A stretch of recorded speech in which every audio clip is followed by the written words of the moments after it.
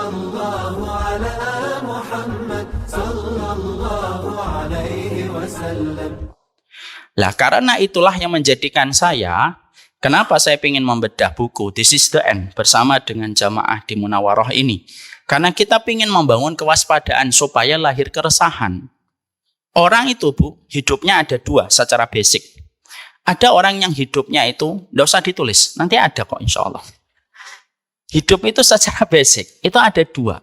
Ada yang mereka itu kadang-kadang hidupnya itu terbentur dulu, baru terbentuk.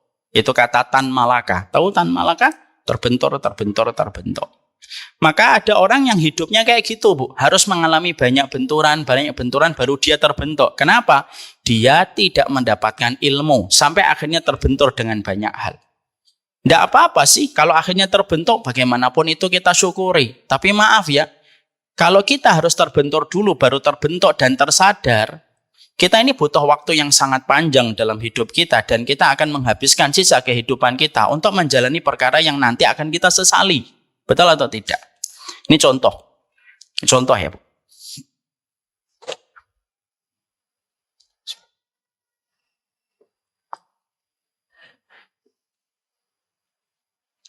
Ada jamaah kami di salah satu tempat.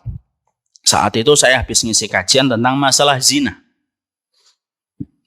Menyampaikan tentang zina dari sudut pandang hadis Nabi, prediksi Rasulullah, dan menyampaikan pula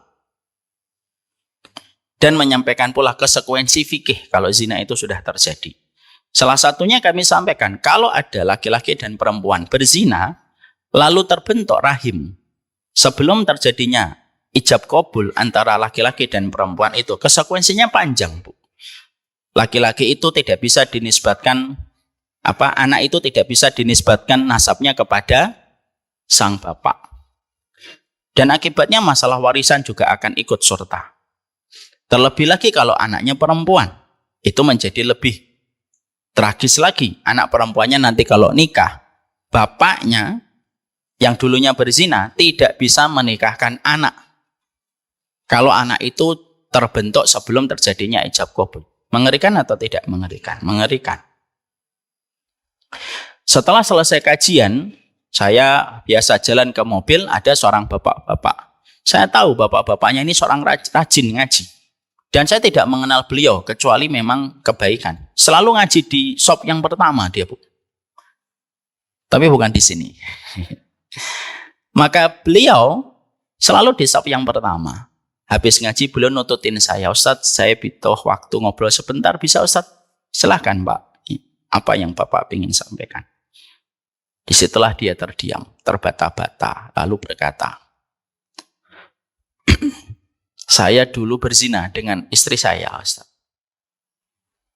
Dulu ketika kami muda, lalu istri saya mengandung. Anak pertama saya perempuan. Hari ini kelas 3 SMP mau SMA.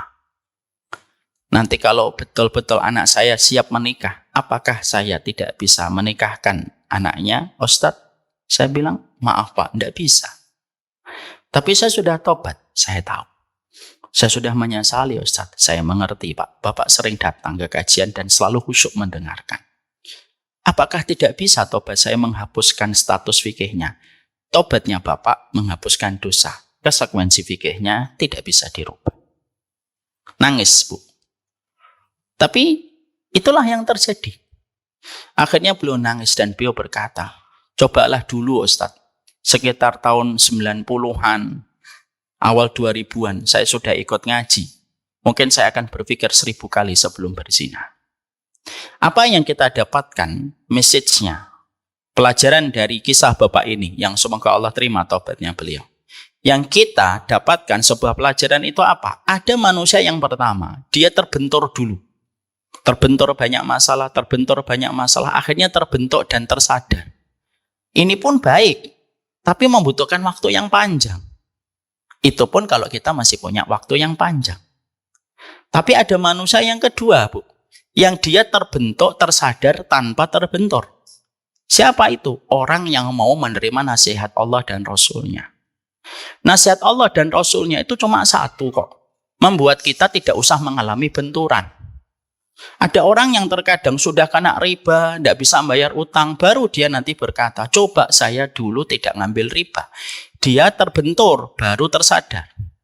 Kalau kita sebagai penuntut ilmu, kenapa kita disuruh nuntut ilmu sama Allah? Supaya kamu tidak mengalami banyak benturan. Berkali-kali tidak usah. Tapi selama kamu punya satu sikap yang baik, hatimu siap untuk menerima setiap petunjuk yang datang dari Allah.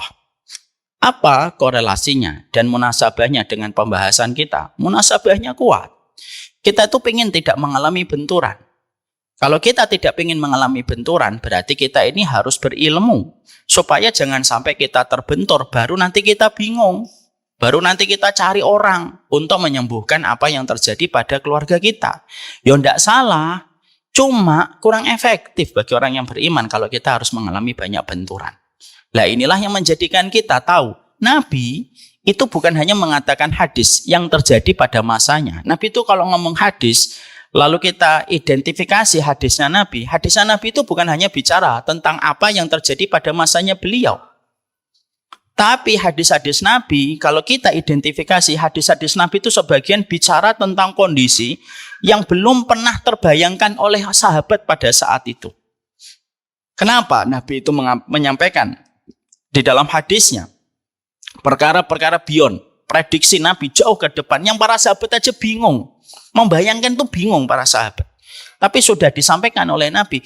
Karena Nabi itu sayang bukan hanya kepada para sahabat yang hidup semasa dengan beliau, tapi sayangnya Nabi itu melintasi lintasan waktu hingga ratusan tahun untuk menyapa kita, memberikan perlindungan kepada kita. Sebagaimana seorang ibu ketika akan mendapati anaknya mabit, maka dia memberikan banyak sekali bekal supaya anaknya tidak kelaparan dan tidak kehausan.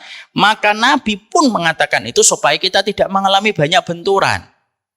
Dan salah satu kebodohan yang parah selain kebodohan tentang kesyirikan, kata Syekh Utsaimin, itu kebodohan manusia ketika hidup pada zaman fitnah. Kalau manusia bodoh terhadap fitnah, lalu dia tidak mempersiapkan dengan ilmu, dengan fitnah supaya dia mengetahui bagaimana kaifan aslam, bagaimana kita bisa selamat kalau fitnah saja tidak kita pelajari. Ada ilmu yang kita harus pelajari bukan untuk kita amalkan, tapi ada ilmu yang kita pelajari supaya kita itu waspada.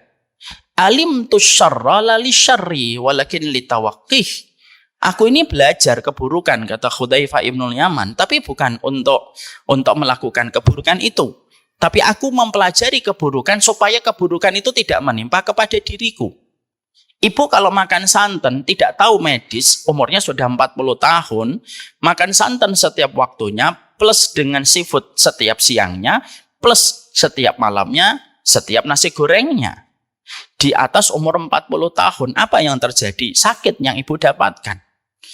Kita harus paham, semakin kita tua, kita harus waspada terhadap berbagai macam hal. Asam urat sudah datang, bukan hanya makan emping, ngelihat emping aja asam urat bisa naik. Walaupun baru melihat. Maka sesungguhnya itu yang menjadikan kita harus memahami. Berarti salah satu di antara tugas kita ketika kita menjadi madrasah, karena ibu adalah madrasah, bapak-bapak menjadi kepala sekolahnya.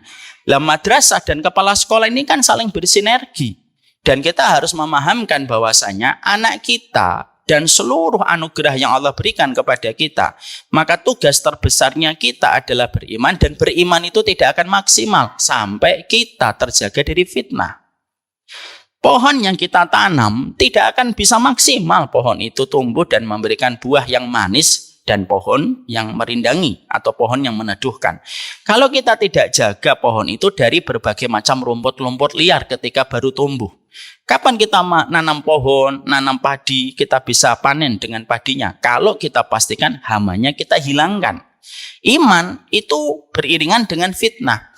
Maka sesungguhnya iman kita kepada Allah, jalan keselamatan kita untuk mendapatkan keberkahan urusan dunia dan akhirat kita itu dimulainya simpel. Iman harus dijaga, dan iman itu ketika dijaga harus dengan sebuah konsekuensi. Konsekuensinya itu harus tahu tentang fitnah. Iman itu melahirkan komitmen, iman itu melahirkan kewajiban, iman itu harus siap mempertemukan kita dengan konsekuensi. Dan itulah yang menjadikan kita semakin paham. Mengerti tentang fitnah itu penting. Dan kita harus mengerti tentang itu. Sebagaimana kita mengertinya barang dan sebagaimana seorang ibu mengerti tentang harga telur, harga di Shopee, tentang barang yang akan di check out. Itu yang menjadi penting. Maka inilah yang menjadikan kita memahami tentang pentingnya keluarga dan fitnah. Paham sampai di sini, Bu? Ini karunia kita. Keluarga itu karunia kita. Kalau keluarga karunia kita harus jaga dari segala macam fitnah. Dan itulah, ini mukadimah. Kenapa bicara keluarga dan iman, itu bicara tentang penjagaan kita dari masa-masa fitnah.